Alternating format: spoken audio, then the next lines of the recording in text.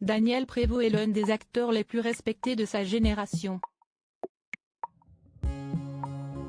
Personne n'a oublié sa prestation légendaire dans Le Dîner de cons aux côtés de Thierry Lhermitte et Jacques Villeray en 1998 pour laquelle il a décroché le César du meilleur second rôle masculin l'année suivante.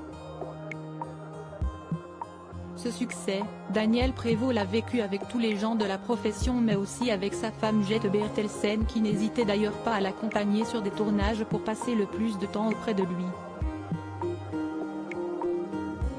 Jusqu'au drame. En mars 2007, Daniel Prévost est sollicité par Olivier Langlois pour tourner dans son prochain téléfilm, Monsieur Joseph, dans lequel il tient le premier rôle. Le tournage de la production franco-belge se déroule entre le département du Nord et la Belgique. Aventure au cours de laquelle Jette Bertelsen finit par le rejoindre. Elle loge à l'époque à l'hôtel Hermitage Gantois de Lille, tout près de la Porte de Paris. Tout se déroulait sans encombre avant que Daniel Prévost apprenne la mort de son épouse. Le corps sans vie de Jette Bertelsen aurait été retrouvé dans la baignoire de la chambre qu'elle occupait à l'époque par un employé de l'hôtel.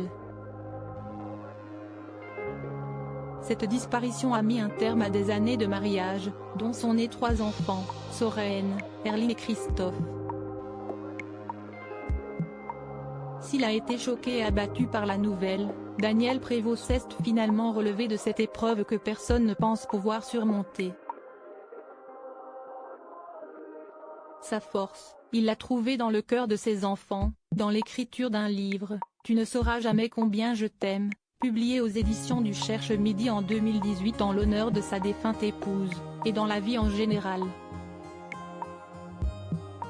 Sur les ondes de RTL pour la sortie du livre, Daniel Prévost était revenu sur la mort de sa femme et s'était livré sur la manière dont il avait remonté la pente. Le deuil sera toujours présent mais, à côté de ça, il y a la vie qui continue.